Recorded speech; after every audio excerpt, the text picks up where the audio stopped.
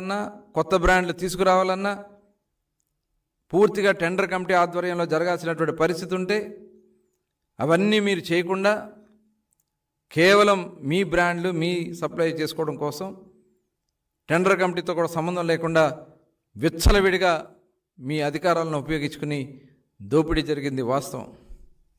అలాగే ఒక్కొక్క కేసుకి 150 నుంచి 900 రూపాయల వరకు కమిషన్లు కొట్టుకున్నారని చెప్పి సాక్షాత్తు మీ నాయకులే ఇవాళ చెప్పినటువంటి విషయం. ఇవన్నీ కూడా బయటకు వస్తున్నాయి. ఇవాళ అన్నీ కూడా ఏదైతే మేము గతంలో కూడా చెప్పాం, వైట్ పేపర్ రిలీజ్ చేసినప్పుడు కూడా చెప్పాం, దాదాపు 32,000 కోట్ల రూపాయల అవినీతి జరిగిందని చెప్పాం. ఇవాళ అవే లెక్కలు మళ్ళీ రుజువు అవుతూ ఉన్నాయి. ఇవన్నీ కూడా బయటకు వస్తూ ఉన్నాయి.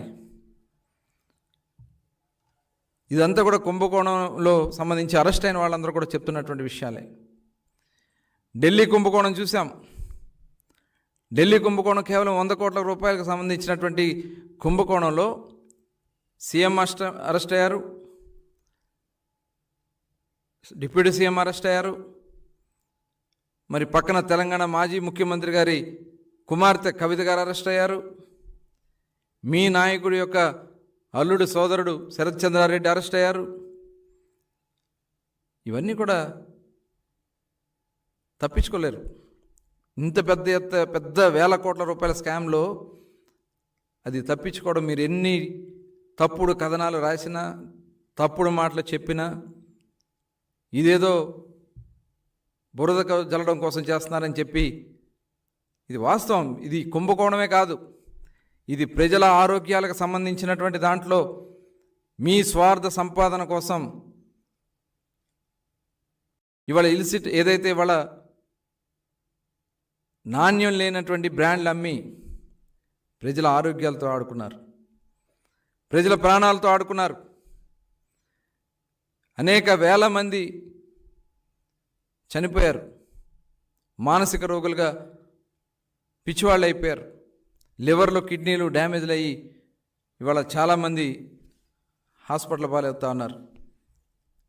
ఇవాళ చూడండి, డయాలసిస్ కేసులు ఎన్ని పెరిగినాయి. గతంలో ఈ పరిస్థితి ఉండేదా? ఇవన్నీ కూడా కళ్ళ ముందు కనపడుతున్నటువంటి వాస్తవాలు. దీన్ని చాలా సీరియస్గా తీసుకోవాల్సినటువంటి అవసరం ఉంది. ఇది అంత తేలిగ్గా తీసుకునే పరిస్థితి ఉండదు, ఖచ్చితంగా ఎవరు తప్పించుకునే పరిస్థితి ఉండదు. దీనికి పాత్రధారి సూత్రధారి ఇవాళ ఎవరెవరు ఉన్నారో వాళ్ళ అనుయాయులందరూ కూడా ఇవాళ బయటకు వస్తున్నారు. తద్వారా రేపు అసలైనటువంటి వ్యక్తులు కటకటాలు వెనక ఉండాల్సిందే.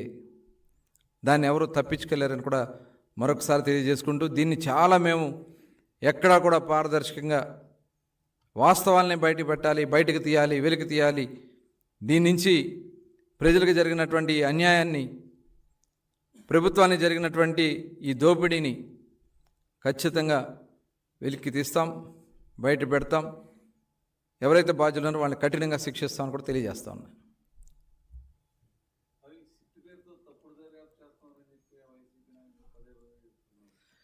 సిట్టు పేరుతో దర్యాప్తు ఇప్పుడు వాళ్ళే చెప్తున్నారు కదా, ఎవరెవరు ఈ పేర్లన్నీ ఎందుకు వస్తున్నాయి బయటికి? ఎవరైతే ఇవాళ దీంట్లో బాధ్యులు ఉన్నారో వాళ్ళని విచారణ చేస్తూ ఉంటే వాళ్ళే చెప్తా ఉన్నారు ఏ రకంగా ఎక్కడ ఎవరు దీంట్లో ఇన్వాల్వ్ అయ్యి ఉన్నారు. మొత్తం కూడా వాళ్ళ పేర్లన్నీ కూడా బయటకు వచ్చినాయి. అంటే వాళ్ళు ఇచ్చినటువంటి ఆధారాలతోనే సిట్టు ముందుకెళ్తుంది. గతంలో కూడా మేము అన్నీ కూడా డిస్టిలరీస్ దగ్గర నుంచి కూడా ఈఎన్ఏ ప్రొడక్షన్ దగ్గర నుంచి కూడా విచారణ చేయటం వల్ల మొత్తం వాస్తవాలన్నీ కూడా బయటకు వస్తున్నాయి. దీంట్లో ఎవరెవరున్నారో సూత్రధారు కూడా బయటకు వస్తారు.